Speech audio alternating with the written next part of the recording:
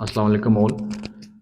My name is Abul Hussain Mirza and I want to welcome everybody on this Twiglish Communication School YouTube channel.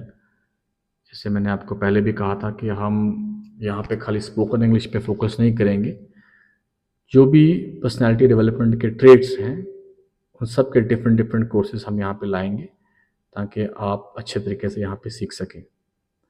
तो आज का जो topic है जो मैंने डिसाइड किया है बहुत इम्पोर्टेंट टॉपिक है, तो उसके लिए कुछ मैंने स्ट्रेटजीज़ माइंड में सोची हैं कि आपको बताऊंगा।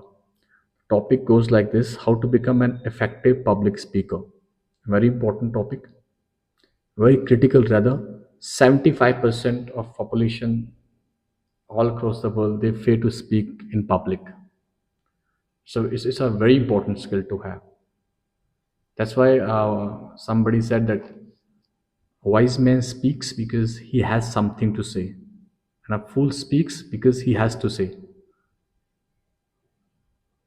तो अगर आपको पब्लिक स्पीकिंग अच्छे से आती है, you can influence people, and if you know how to influence people and you can do wonders. फिर तो आप कुछ भी करा सकते हैं, राइट? तो उसके लिए कुछ टिप्स हैं, मैं आपको शेयर करूँगा one by one. Number one tip है, without wasting much of your time, number one tip is know your audience. You must know to whom you are going to address. आपकी audience का पता होना चाहिए, आपको उनके demography का पता होना चाहिए। सपोज आप बिहार में जा रहे हो, हिंदी बेल्ट है, तो वहाँ आप ज़्यादा इंग्लिश में स्पीच करेंगे तो समझ नहीं किसी को आएगी।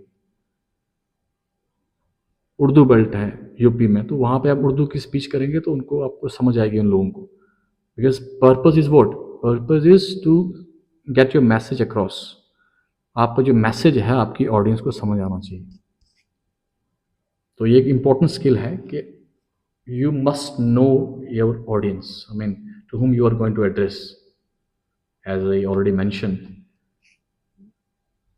ये बहुत इंपॉर्टेंट एक स्किल, एक टिप है स्पीकर के लिए कि अपनी ऑडियंस का पता होना चाहिए, किस बेल्ट में जा रहे हैं, उसकी डेमोग्राफी क्या है, एज ग्रुप क्या है, छोटे बच्चों को स्पीच दे रहे हैं, मतलब किसको दे रहे हैं, is something very important. Number two which I feel is very important. It's a non-verbal, but it's very important. Number two says posture. So question comes, what is posture? Posture means proper alignment of your body. Means your head, your shoulders, your limbs must be properly aligned. It shouldn't like आपका sir कहीं और जा रहा है, आपका हाथ कहीं और जा रहे हैं, आपकी बॉडी कहीं और जा रही है और आप स्पीच दे रहे हैं, मोटिवेशन स्पीच, ऐसा नहीं चलेगा। सो दो टिप मैंने अभी आपको शेयर की है। Number one is know your audience. Number two is your posture. Number three मिलती जुलती, gesture. Gesture means specific movement of your hands, of your head, of your limbs. ये बड़ी इंपॉर्टेंट है because it conveys ideas, it conveys emotions. Yes, emotions. तो ये भी आपको you should have mastery, किस पॉइंट पे स्ट्रेस देके बोलना है वहाँ पे अपना you should use your hand properly, effectively rather. So three tips आपको बताई मैंने। Number one is your know your audience, number two is your posture, number three is your gesture. In gesture there must not be any fidgeting, मतलब आपकी ना हाथ कहाँ पे, ना पाँव कहाँ पे, ना सर कहाँ पे, ऐसा नहीं होना चाहिए, right? Number four is your tone. Yes, tone या the intonation.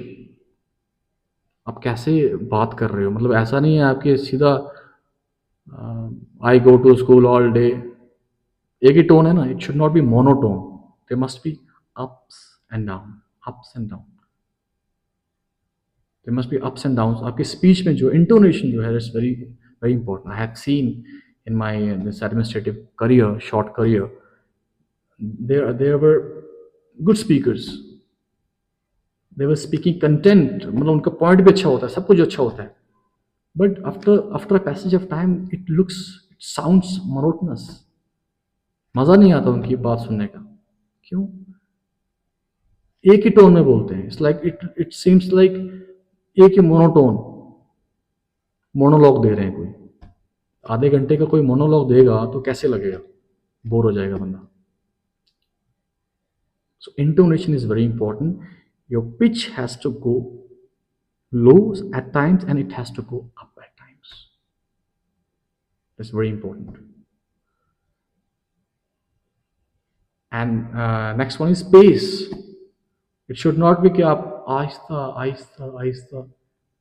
I'll not name good leaders in past, and they used to speak very slowly. Test match की तरह आहिस्ता आहिस्ता. ऐसा नहीं. और ऐसा भी नहीं है कि आप बिल्कुल 2020 की तरह जल्दी बोलें. You should speak sense with good pace. You should know that after you somebody else has to speak. So in a very limited time वो भी माइंड में रखना है कि पेस समटाइम कुछ इंपॉर्टेंट पॉइंट्स हैं उनको आराम से बोलो. कभी कभी कुछ पॉइंट्स ऐसे होते हैं जो जल्दी बोलने पड़ते हैं. तो intonation then pace, that's very important. Last